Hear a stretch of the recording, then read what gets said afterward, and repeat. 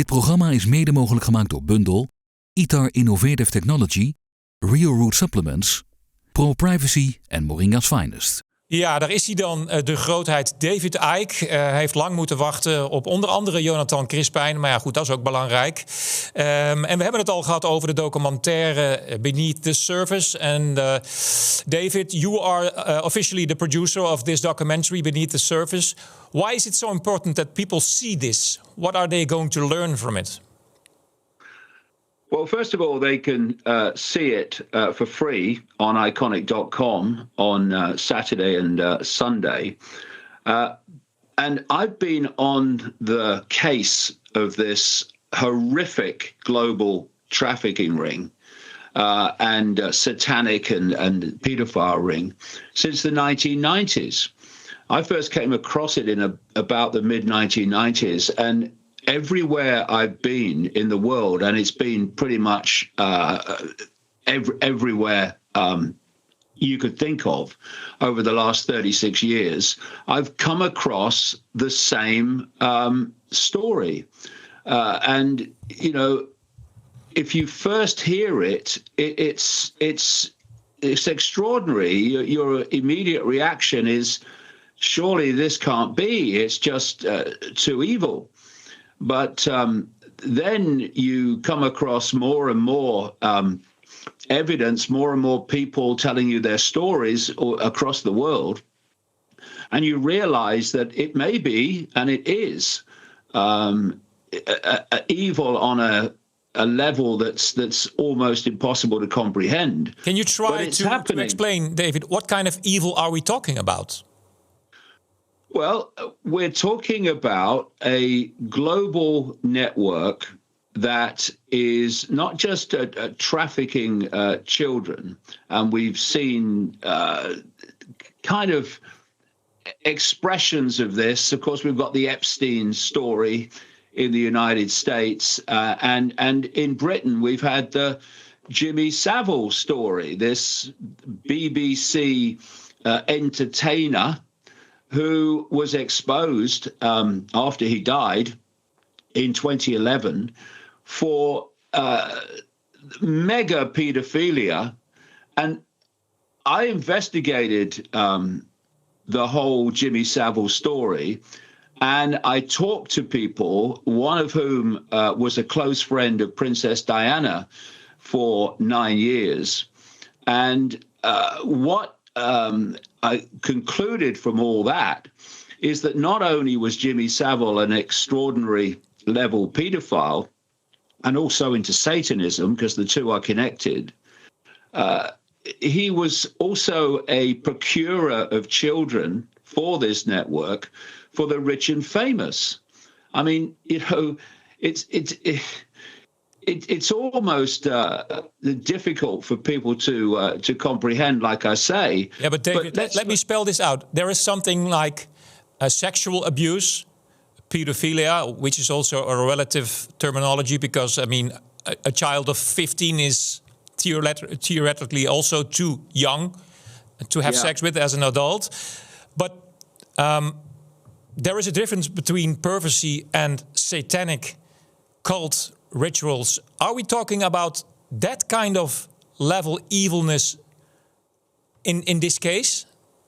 Oh, as I've explained in my books over the years, pedophilia, the pedophilia ring and the satanic rings are fundamentally connected. And there's a reason for that. But if I could just go on that Jimmy Savile story, just to give you a feel for how this elite operates. Jimmy Savile, by his own admission, was introduced into the inner circle of the British royal family by a man called Lord Mountbatten. And Lord Mountbatten is a known paedophile, or he's died a long time ago thanks to an IRA bomb, but he is a known paedophile, and he was indeed acknowledged as such in FBI documents. And so he was, Jimmy Savile, a disc jockey It's what they call a disc jockey in the 1960s. And he was like a BBC program host. And he's introduced into the very heart of the British royal family by this known paedophile, Lord Mountbatten. He remains a close friend of Prince Philip for decades until they eventually fell out. And he remained a close friend, acknowledged publicly, of Prince Charles, now King Charles, to the end of his life in 2011. And when you then realize that this man was a procurer of children for the rich and famous, and that the so-called elite, the royal elite, the political elite, the corporation elite, are involved in this massive global child trafficking, child abuse, child satanic ring, then, you know, there are big questions to ask. Yeah. And if you're looking at the British royal family, for instance, it was known by the British police what Savile was doing. Therefore, it was known by the people, the police section that protects the British royal family. Therefore, it was known by the British royal family quite demonstrably, and absolutely nothing was done. And when he was exposed in a mainstream TV documentary eventually. Nothing was done. There was no questions to the British royal family or anything. It was all kind of covered up from on that level. And that's what you find around the world. Because this elite controls, even owns the media and owns politicians, you have this ability to cover up things when they do come to light, which is far too seldom compared with the extraordinary scale of what's going on. I'll give you a quick example. I was a close friend for a long time of a Zulu shaman and official historian of the Zulu nation, a man called Credo Mutwa. And he was telling me, even in Africa, in the village that he lived in, that they were having men as a kind of a protection unit for children because their children were being stolen and disappearing. And, you know, back in the 1990s, I was investigating a situation in which a lady had her children taken away from her, and I got into all the investigation of that, taken away by the state. And I started to ask the question, how many children go missing in the United States every year? And I called the federal government agency to start with, and they told me that they didn't keep the figures, and I would have to call every state to find out what the figures were. And I think I ended up calling about 10 different state authorities. And by this time, I'm in a fantastic number of children that go missing. And one of the things that kind of stops people seeing the scale of it is that they perceive the number of children that go missing with the number of missing children stories they see in the media. What happens to all these children? Where are they? Well, there are explanations, non-satanic, non-pedophilia explanations for a number of them, but not for all of them or anything like all of them. And I was investigating in the United States particularly, but then expanded around the world in the 1990s or from the 1990s, this whole area of mind control and Satanism and pedophilia, all of which are connected, as the film very much shows. And I was talking to children who'd been involved in these satanic ceremonies and these satanic rituals against their will often. And they told me around the world a very, very common picture, a common theme, a common description of what goes on. So there are similarities worldwide. Oh, all over. If wherever you go, you find the same story. And what is it? Is it a religion? What are they doing? Why are they doing this? I mean, a healthy person would never do something like that, I assume. So are these psychopaths, or are these people that are being blackmailed? Are these people from a different dimension? What is this? What are we dealing with? Well, all of the above, really. I mean, are they psychopaths? No, they are super, super, super psychopaths. And if you look at the definition of a psychopath, the top two traits are lack of empathy and lack of compassion. Now, if you are going to abuse sexually and otherwise a child, and indeed at the extreme, you're going to be sacrificing a child in a satanic ritual, then the two traits absolutely you must have is a complete deletion of empathy.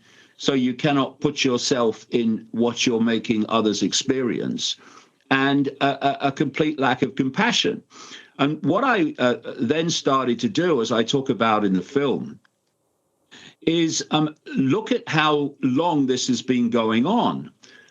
Because in the early 1990s, when I was starting to investigate, who controls the world, basically, I put together this structure whereby it's what I call the global cult. It's a global network of secret societies, fiercely compartmentalized. So most people in them don't know the big picture of what they're part of. And I then started to see that key people in this cult, many of whom were in positions of authority, politicians, royalty, all of this stuff, that they were involved in satanic ritual, and they were involved in human sacrifice ritual, often of children. And of course, you then ask the question, why? What's all this about? And then you start to go back into the ancient world, and you see that they were openly then, because it was part of the culture, sacrificing young virgins, children, to the gods. And then you ask yourself, okay, they're sacrificing children as a gift to the gods, as they called it. So what do the gods get out of this then? I mean, what's happening? You then realize that right across the world, there are, in every culture, there are pantheons of gods, and there have been since the ancient world. We know the obvious ones, like the Greek pantheon, Zeus and so on, and the Egyptian pantheon, the Roman pantheon, but they all had these pantheons of gods. And then I contrasted that, or compared that, with the fact that as I talk to these Satanists and former Satanists, the Satanists against their will and former Satanists, and they talk about the fact that the elite today, exposed in this movie, in this film, are also sacrificing children, adults sometimes, to their perception of the gods. And what you realize eventually is actually all these different pantheons that are called different names because they're different languages and different cultures are actually the same entities. Yeah, but do you believe that their gods that they're sacrificing to, that they really exist? Or are these just psychopath lunatics that are confused with ancient ideas?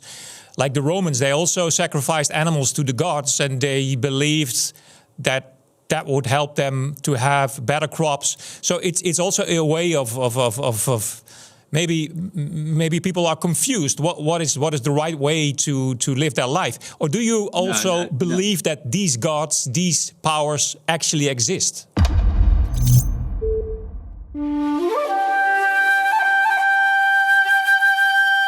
Hier groeit iets bijzonders.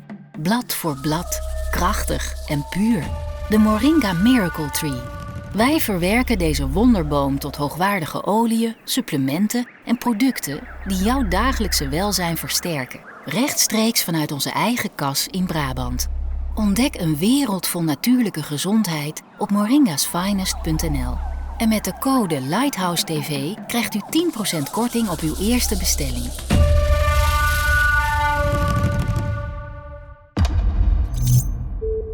Not only do they believe they exist, But do you believe that they exist?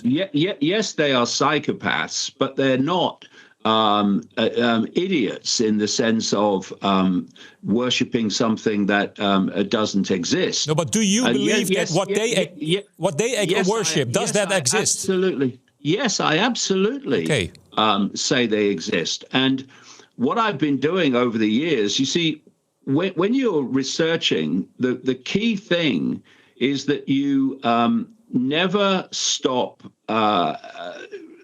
going deeper and deeper in the rabbit hole, because you know that whatever you know, there's always more to know. And so you keep pushing and keep pushing. And when you do that, when you don't just stop and think, I've got it now, but you say, okay, what don't I know? Why do they do this? What's the background to that? You go deeper and deeper in the rabbit hole.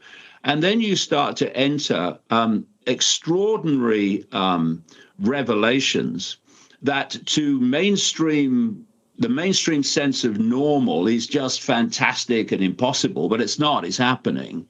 They just don't want us to know it's happening.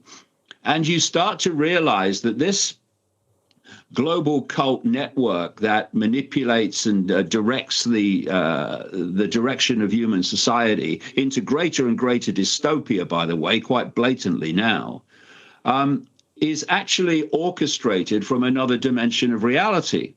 Because, you know, if you can keep from people the nature of reality itself, you pretty much got them. I mean, if I said to people, when you look through your eyes into the space you're looking at, can you see everything in the space you're sitting in, standing in? Most people would say, yeah, of course I can, mate. No, you can't. This is mainstream science. The only thing we can see, or the only frequency range that we can see, is a tiny, tiny band of frequency that science calls visible light. Anything outside of that band of frequency, we can't see, but it exists in the same space that I'm sitting in now. It's just that we can't decode it. And so these entities are operating from another level of reality that interpenetrates this one, but is on a frequency that is beyond human sight and beyond human perception. And these are the gods that the ancients and these modern psychopaths are actually doing their sacrifice to. And then you ask the question, why? You've got to keep asking that question. Why? And I have learned over the years that these entities are feeding off low vibrational human energy. The energy that is, and this is well known by mainstream science, that whenever we think or we are feeling an emotion, expression and emotion, we're giving off a frequency, we're giving off energy. Is that why spreading fear is so dominant in the world? Well, this is the point. You know, people who can see this at some level, they say the world is controlled by fear. Well, yes, it is. But it's not just to control in the sense that, I'm frightened, so I'll do what they tell me, which is how people perceive authority most of the time. It's also the fact that these low vibrational emotional states all around the base emotion of fear anxiety, depression, resentment, regret, hatred, conflict, war. They're all generators of this low vibrational energy. And that tells you something immediately, that these entities have no interest whatsoever in a world of love, in a world of balance, of harmony, of joy, because it's not, people in that state do not give off this energy that they can absorb. So I came across the work of a guy called Robert Monroe. Robert Monroe was a kind of media executive, radio executive, and he had this gift of what they call astral traveling. He was able to project his consciousness into this astral dimension, which is where these entities operate from, and experience it. And he kind of popularized it in a series of books. And the American military became very interested in it. And they developed a program they called Gateway. And what they did was get together Monroe and these other people that had this same astral projection gift. And they did this study. And some years ago, the CIA declassified the report, and it makes extraordinary reading. First of all, they confirm that what people call reincarnation is true, is real. They also gathered evidence from these various astral projectors that they were coming across so many reptilian entities in this astral dimension that the Gateway Project, a US military psychological project, came up with the term the alligators to describe them. Oh, they've seen more alligators. And what Monroe was saying, and others I've come across have said, is that they learned in these astral projections that these entities are feeding off low vibrational human energy. Now, this takes us to the subject of the film. And the question, why are they making these human sacrifice gifts to the gods? What do the gods get out of it?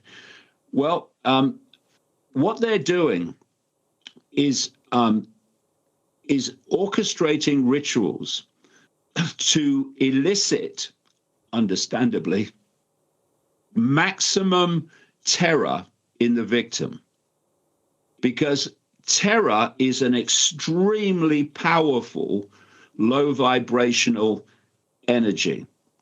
And what happens when the terror reaches a certain point is it creates a chemical reaction in the body that releases adrenaline, a very powerful adrenaline, into the blood. And this is what the Satanists drink. Is that what we call adrenochrome? It's what we call adrenochrome. Yeah, this is real, and it's this it's blood laced with this very powerful adrenaline, and it gives them a high. I mean, people I've spoken to around the world who've experienced these rituals and have observed these rituals. They say that when these Satanists drink this adrenaline-laced blood, they go crazy. It's like gives them a high. It's like an elixir to them. But let me put this clear. So it's in the end, it's human beings drinking this blood. It's not those other entities. Oh yeah, but hold on. There's the other level of this ritual is this. You know, if you were in a real extreme emotional state, if you were terrorized, I would see from your facial expressions and your body language that you were terrorized. What I wouldn't see, because it's outside of visible light, is the energy you're giving off in the form of that terror. Why? Because that energy is an astral phenomenon. It's going into the astral dimension. And these entities that oversee these rituals are then in the astral dimension. They're feeding off this energy of terror that the sacrificed person is giving off. And that's the gift to the gods that the ancients talked about. And it's this network is so vast, and yet you hear about it so little, because if the elite are massively involved in it, they have the power to cover up the fact that it's going on. That's why it comes to public attention so little. But when you go one step back and you do the research, not mainstream media research, but you talk to the people involved, then you realize the scale of it. It's absolutely fantastic. And I'll tell you this, mate, the Netherlands is one of the great centers for it. So's Belgium. That's why you had the Dutroux case some years ago, which came to public attention, and they shut it off. They let Dutroux be jailed, but the real elite that were orchestrating it, and he was a gopher for, they were all protected. And this is what happens all over. This is why Jimmy Savile was an inner circle bosom buddy of the British royal family, but the British royal family got away without question, even though he was exposed for the extraordinary level of pedophilia he was involved in. Yeah, let me ask you a very serious question. I don't want to insult you, but if this all is true, why are you still not assassinated? Well, you know, if you look at my background, when I came out with all of this stuff and so much more in the early 1990s, I was subjected to a level of ridicule that was historic in nature. I mean, I couldn't walk down any street in Britain without being laughed at, pointed at. A comedian only had to say my name, no joke necessary, and they'd get a laugh. But I've kept going and kept going. And what that initial ridicule did was give me, if you like, a protection. Because if this perceived mad, crazy man is saying this stuff, well, that's good, because it'll just destroy the credibility that it's real anyway. But what's happened is, as events have unfolded and things have come to light, and more people have started to research this and all the other stuff I write about, suddenly people are going, well, maybe he's not so crazy. But I've now published so many books about all of this stuff and so much more, like I say, that, if they took me out now, it would actually be of little benefit to them, because it would get people to look at, so what was he saying then? And so it wouldn't be good if they did. But, let's not just accept, for instance, that when you come out with this stuff, they take you out. Maybe there are other forces at work that make sure you're not taken out. This is not a one-way traffic. This is not just the psychopaths running everything. There's also another energy, another consciousness that's pushing back against it. And but there are, of course, many people over the years that have been taken out. But the ridicule has been my protection, really. But also, when the ridicule didn't work, they switched to abuse and demonization, which is why I'm currently banned from the Netherlands and thus around 30 other Schengen countries. It's why I'm banned from Australia. If you keep speaking your truth and it has validity, and it's being shown more and more to have that validity, then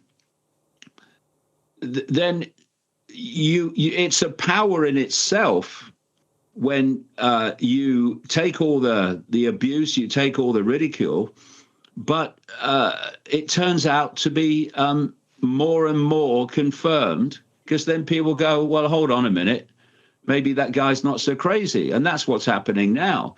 And thank goodness in terms of the subject we're talking about, because it's so fantastic that most people will just dismiss it as just fantastic. But it's actually happening, and we need to face it, because if we don't, then these kids will go on being abused, they'll go on having their lives destroyed, and they'll go on, in many cases, having their lives taken away. Yeah. And I just visited Koen van Meren. You might know him. He's one of the guys that also talks a lot about the UFO cases all over the world. And he just translated your book, and we talked about it in one of our shows. So your book is being translated to Dutch. Yeah, it's called The Roadmap. It's out now. It's available in Dutch now. Yeah. And that basically connects everything from what's happening politically right through the pedophilia, the Satanism, and crucially, what's happening now, which is the takeover of the human mind with AI and the digital dystopia. Yeah. Thank you, David, for joining our show. And your documentary, Beneath the Surface, is going to be released this weekend. And let's hope that as many people as possible are going to see it. Oh, yes. Very important. Thanks. And talk to you soon. Thank you. Hi there, I'm Del Bigtree. I'm the host of the internet talk show, thehighwire.com. I wanted to let you know that on February 10th, I'm coming to the Netherlands for an exclusive event organized by Lighthouse TV. It's called Battle for Science. It's inspired by my film, An Inconvenient Study, which you can watch right now at aninconvenientstudy.com, exposing what happens when scientific results become inconvenient. When top scientists refuse to publish their findings because it would mean it'd be the end of their career. You see, science is under attack, and that's why I'm joining Battle for Science, where I will discuss this topic with brave scientists like cardiologist Dr. Peter McCullough, WHO whistleblower Dr. Astrid Stuckelberger, Professor Matthias Desmet, and Professor Theo Shedders, and many other scientists. And yes, you'll be able to ask me questions, maybe even meet me in person along with all the other speakers. So if you care about freedom, if you care about truth and scientific integrity, and you want to meet some of my favorite scientists in the world, this is an event you do not want to miss. Join me at the Battle for Science, February 10th in the Netherlands. I'll see you there. Dit programma is mede mogelijk gemaakt door Bundel, ITAR Innovative Technology, Real Root Supplements, Pro Privacy en Moringa's Finest.